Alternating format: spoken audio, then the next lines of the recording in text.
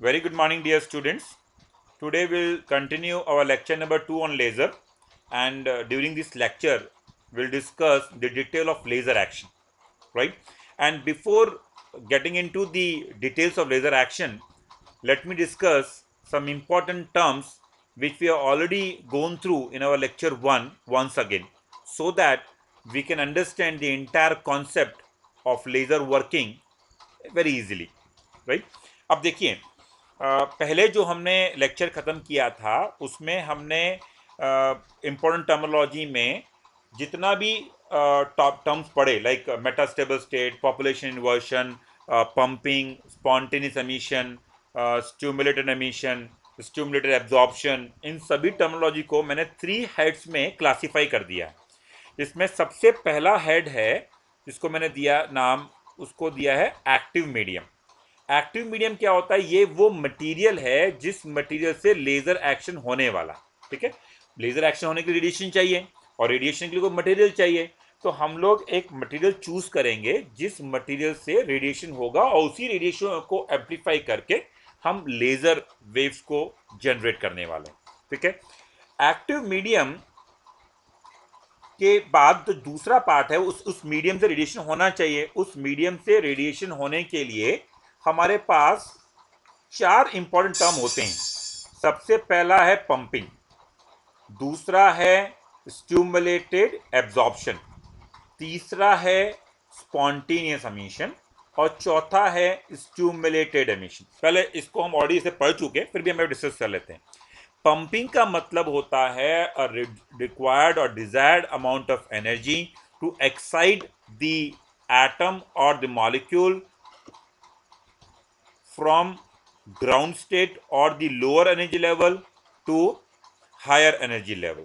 तो ये जो हम लोग पंपिंग कर रहे हैं, जो एनर्जी दे रहे हैं, the energy which is being given to the molecule is known as pumping, right. ये पंपिंग कहलाता है। स्ट्यूमुलेटेड एब्जॉर्प्शन क्या होता है? ये जो मॉलिक्यूल है जो नॉर्मल आइडियल कंडीशन में इवन एनर्जी स्टेट पर रहना चाहता है, वो पंपिंग के दौरान दी गई एनर्जी को लेकर के ऊपर जंप करता है।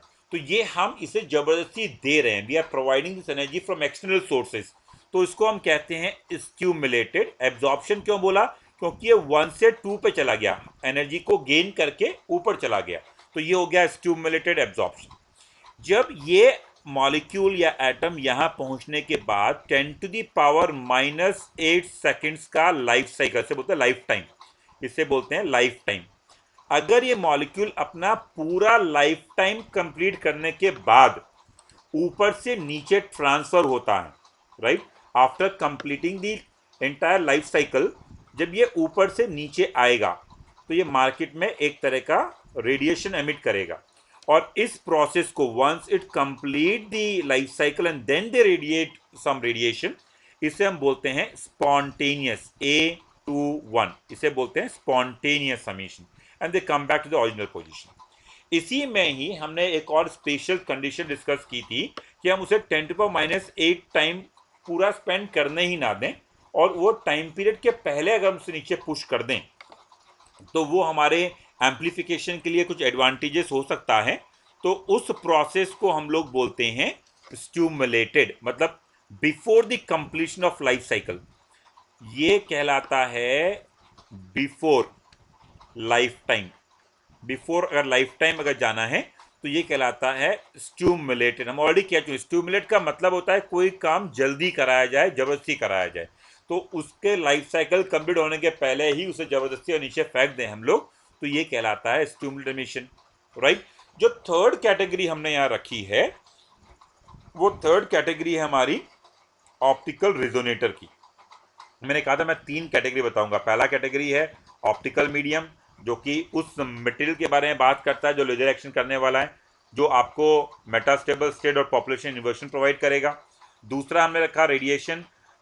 इस मटेरियल से रेडिएशन शुरू कब होगा? जब ये 4 टर्म आपको समझ में आएगा तब ये रेडिएशन शुरू होगा। अब कैविटी रेजोनेटर क्या होता है? कैविटी रेजोनेटर एक तरह के 2 ग्लास प्लेट्स हैं, एक मिरर है और एक पार्शियली सिल्वर्ड ग्लास प्लेट है, जिसको आप इस लेजर मीडियम के फ्रंट और बैक साइड में, अगर ये मान लो मेरा लेजर मीडियम है तो इसके बैक साइड में ये मान लीजिए मेरा कंप्लीट मिरर इफेक्ट है, और फ्रंट साइड में जो पार्शियली सिमिलर ग्लास प्लेट है, ये जो दो मिरर्स का अरेंजमेंट है, दो ग्लासेस का अरेंजमेंट है, ग्लास प्लेट का अरेंजमेंट है, इसको हम लोग कैविटी रेजोनेटर बोलते हैं। और ये बहुत इंपॉर्टेंट काम करता है ऑसिलेशन का। जो रेडिएशन मार्केट में रेडिएट हो रही हैं उनको वो इन्हीं के बीच में गोल गोल घुमाता रहेगा, मतलब लगातार इसमें ऑसिलेट होती रहेंगी between the mirror and partial glass plate. Metastable state क्या होता है, ये हम ऑलरेडी डिस्कस कर चुके हैं। Metastable state is a dispersed in your host material and population inversion where number of molecules the higher state is greater than the number of molecules or the atom in the lower state. ये important terms थे जो मैंने lecture 1 में समझाया था, वो मैंने यहाँ रिवाइज कर दिया। अब हम लोग बात करते हैं कि हमारा नेसेसरी कंडीशंस क्या हैं जिसके बिना हमारा लेज़र हो ही नहीं सकता। सबसे पहला नेसेसरी कंडीशन है कि आपका पॉपुलेशन इन्वर्शन होना ही चाहिए। अगर पॉपुलेशन इन्वर्शन नहीं हुआ तो स्ट्यूमुलेटेड एमिशन करने के बावजूद आपको एम्पलीफाइड रेडिएशंस नहीं मिलेंगी, राइट। एम्पलीफाइड रेडिएशन तभी मिलेंगी जब number of molecules at the higher energy state is higher than the number of molecules at the lower energy state. ये आपको होना चाहिए। और ये पॉपुलेशन इन्वर्शन कौन जनरेट करेगा, इसके लिए कौन आपको सपोर्ट करने वाला है? वो सपोर्ट करने वाला है मेटा स्टेबल स्टेट। वो कब मिलता है? जब आपको डिस्पर्सल मिलता है, हम डिस्कस करेंगे अभी। ऑप्टिकल रेजोनेटर क्या होता है? Providing a positive feedback to make the oscillations. ये हमने देख लिया, ये हमारा ऑप्टिकल रेजोनेटर होता है, ठीक है। लेजिंग मीडियम क्या होता है? ये दोनों को मिला करके हम लोग एक्टिव मीडियम बोलते हैं। इन दोनों को मिला करके एक्टिव मीडियम बोलते हैं।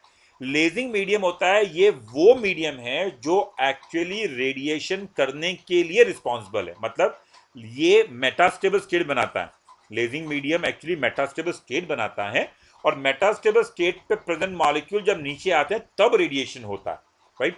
जैसे हीलियम नियॉन लेजर में नियॉन ये आपके लिए काम करेगा द मेटास्टेबल स्टेट, तो हम कह सकते हैं कि neon is a lazing medium, इससे बोलते हैं लेजेंट फॉर अस, ठीक है।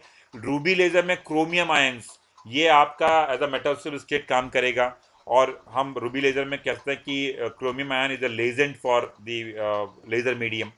होस्ट मीडियम होता है जिसमें आप इस लेजिंग मीडियम को डिस्पर्स करते हैं, जिसमें डिस्पर्स करते हैं, डालते हैं, मिक्स करते हैं, इम्प्यूरिटी के फॉर्म में मिक्स करते हैं, ठीक है। और सबसे लास्ट है वो है मीन ऑफ एक्साइटेशन, हम बोलते हैं पंपिंग। जब तक पंपिंग नहीं होगी आप रेडिएशन ऑब्टेन कर ही नहीं सकते, क्योंकि पॉपुलेशन इन्वर्शन होगा ही नहीं जब तक आप पंपिंग नहीं करोगे, राइट। तो ये नेसेसरी कंडीशंस हैं लेजर होने के लिए, ये बात आपको ध्यान में रहना चाहिए। पॉपुलेशन इन्वर्शन होना चाहिए, ऑप्टिकल रेजोनेटर होने चाहिए, ऑप्टिकली एक्टिव मीडियम मतलब जो आपका लेज़र एक्टिव मीडियम है उसमें लेजिंग मीडियम और होस्ट मीडियम में कॉम्बिनेशन बहुत प्री डिफाइन होना चाहिए, कैलकुलेटेड कॉन्सेंट्रेशन होना चाहिए, और मीन ऑफ एक्साइटेशन मतलब आप पंपिंग किसी भी मीडियम में कोई भी पंपिंग यूज़ नहीं करोगे। पंपिंग यूज़ करने का भी स्पेसिफिक तरीका होगा, कौन से मीडियम के लिए कौन सा पंपिंग यूज़ करना है वो आपको कैलकुलेट करना पड़ेगा। Now let us understand the laser action.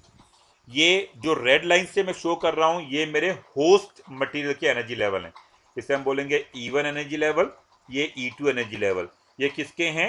Host material के हैं, ये होस्ट मटेरियल के हैं, ठीक है। होस्ट मीडियम इसे रूबी में Al2O3 या हीलियम नियॉन में हीलियम, राइट।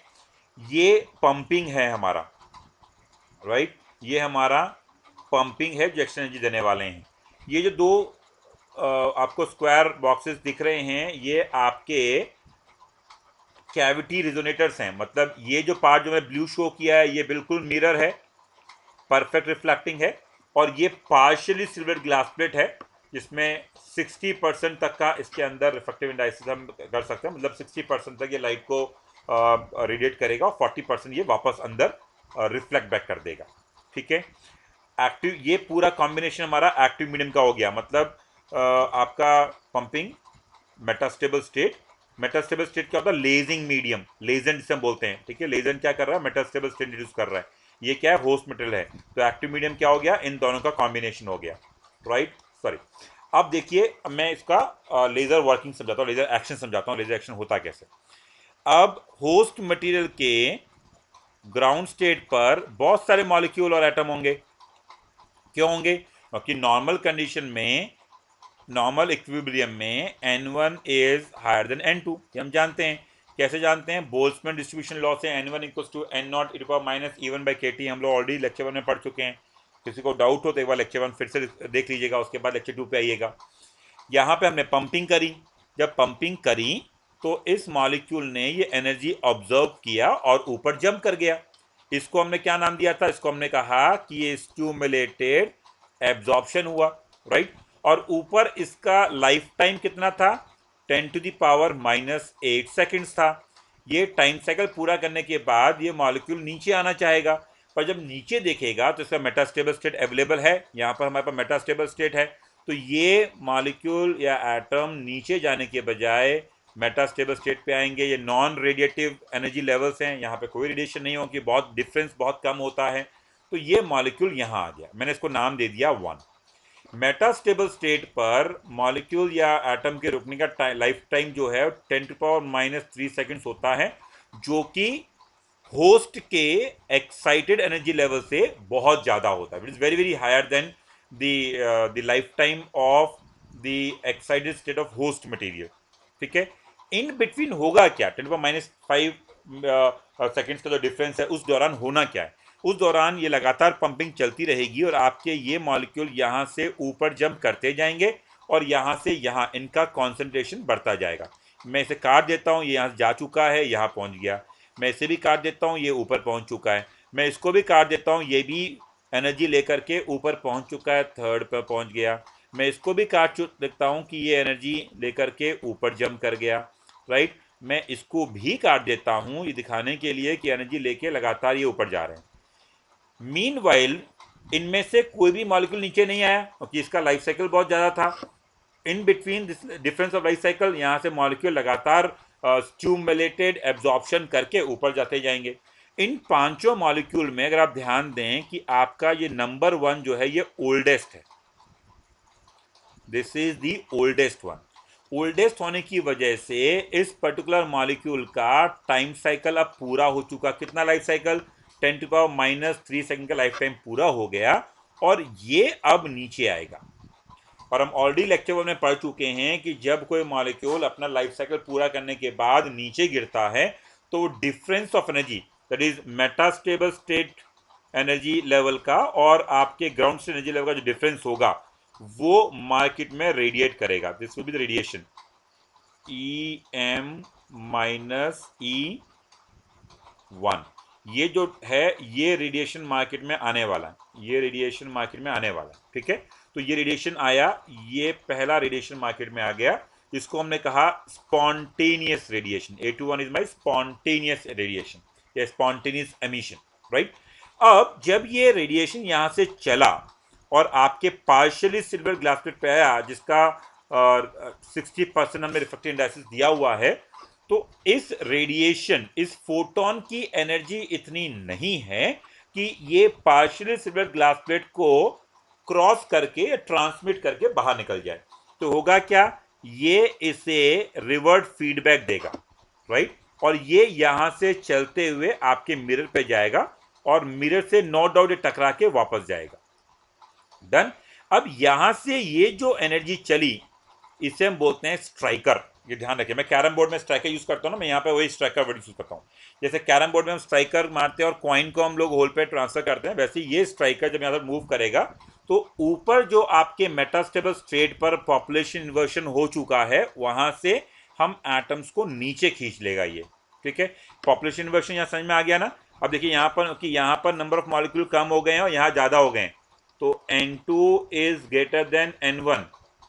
ये पॉपुलेशन इन्वर्शन हो गया, किसकी वजह से हुआ? मेटास्टेबल स्टेट की वजह से हुआ, राइट।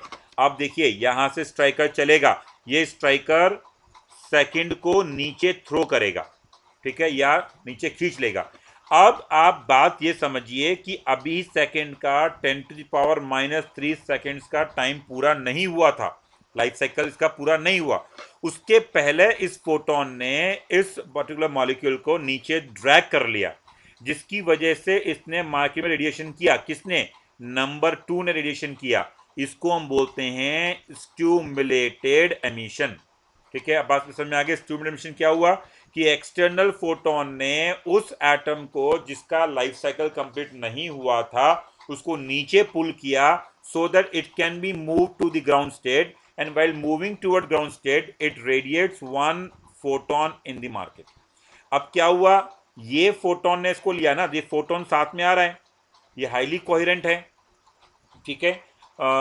ये जब आए तो क्या हो गया, हमारे पास एक फोटोन आया और वो फोटोन दो रेडिएशन में कन्वर्ट हो गया, राइट। एक फोटोन, एक स्ट्राइकर कितने बन गए, टू फोटॉन्स बन गए। ये टू फोटॉन्स अगेन क्योंकि इसका रिफ्रैक्टिव इंडाइसिस ज्यादा है तो क्या करेंगे, ये फीडबैक करेंगे और ये इस मिरर पर टकरा करके वापस जाएंगे। मेरे पास कितने फोटोन है, 2x फोटोन है। ये 2x फोटोन कैसे बिहेव करेंगे, एज ए स्ट्राइकर बिहेव करेंगे और क्या करेंगे, ये नंबर 3 और नंबर 4 को नीचे पुल कर लेंगे क्योंकि दो फोटोन है ना, तो दो एटम को नीचे पुल कर सकते हैं अब ये। और ये 2 कितने हो जाएंगे, 2x है ना, कितने एटम को लिया हमने, फार्मूला हमारा होता है n टाइम्स ऑफ 2x, ये ध्यान रखिएगा, ये एक फार्मूला है, मैं ऊपर ले देता हूं, n टाइम्स ऑफ 2x। मैं एक टेबल ऊपर ही बनाना शुरू करूंगा। अब ये दो स्ट्राइकर कितने मॉलिक्यूल को नीचे लेंगे, दो मॉलिक्यूल को नीचे लेंगे, तो कितना हो जाएगा, 2 इंटू 2 कितने हो जाएंगे आपके, 4। अब ये 4 फोटॉन्स यहां आ गए आपके पास। Again partially reflective glass plate है, रिफ्लेक्टिव इंडेक्स बहुत ज्यादा है, ये फीडबैक मारेगा और यहां से अब कितने चलेंगे, 4x चलेंगे। मतलब कितने स्ट्राइकर हो गए मेरे पास, 4 स्ट्राइकर हो गए। और 4 स्ट्राइकर कितने मॉलिक्यूल है, कितने एटम को ऊपर से नीचे लाएंगे, 4 को नीचे लाएंगे। तो 4 इंटू 2 कितने हो गए आपके, 8 हो गए। कितने फोटोन रेडिएट हो गए हमारे पास, अब 8 फोटोन रेडिएट हो गए। ऐसे ही 8 बन जाएंगे 16 बन जाएगा आपका 32 बन जाएगा 64। सो धीरे धीरे धीरे ये मल्टीप्लाई होता जाएगा और बहुत हाई अमाउंट ऑफ एनर्जी अंदर फोटॉन्स के फॉर्म में जनरेट होना शुरू हो जाएगी। ये किसकी वजह से हुआ, एक कैविटी रिजोनेटर की वजह से हुआ। कैविटी रिजोनेटर ने क्या किया, अंदर ऑसिलेशन परफॉर्म कराया, किसके बीच में, मिरर और पार्शियली सिल्वर ग्लास प्लेट के बीच में, ठीक है। इससे क्या फायदा हुआ, आपके फोटोन लगातार मल्टीप्लाई होते चले गए। किस फॉर्मेट में मल्टीप्लाई हुए, n into twice of x के फॉर्मूले में मल्टीप्लाई हुए और देखते ही देखते आपके मटेरियल के अंदर इतनी एनर्जी आ गई कि उसमें से अब पार्शियली सिल्वर ग्लास प्लेट में से वो एनर्जी बाहर आ सकती है। तो हाईली कोहेरेंट, सभी फेज डिफरेंस, सबका एम्पलीट्यूड, सबका इंटेंसिटी सबका सेम होता है। जब ये स्ट्राइकर और फोटोन का रिलेशन यहाँ पे होता है, जब क्यूमुलेटेड एमिशन से रेडिएशन आती हैं, ये हाईली कोहेरेंट लेजर रेडिएशन हमें मार्केट में मिल गई। और इस लेजर में सबसे इंपॉर्टेंट क्या हुआ, एम्पलीफिकेशन हुआ। किस फॉर्मेट में हुआ, इस इतने टाइम्स एम्पलीफिकेशन हुआ, n into 2x time amplification हो गया, ठीक है। ये पूरा लेजर एक्शन कहलाता है और इसी को हम लोग 3 लेवल लेजर भी बोलते हैं। 3 लेवल लेजर, क्यों 3 लेवल लेजर है, लेवल 1, लेवल 2 और लेवल 3।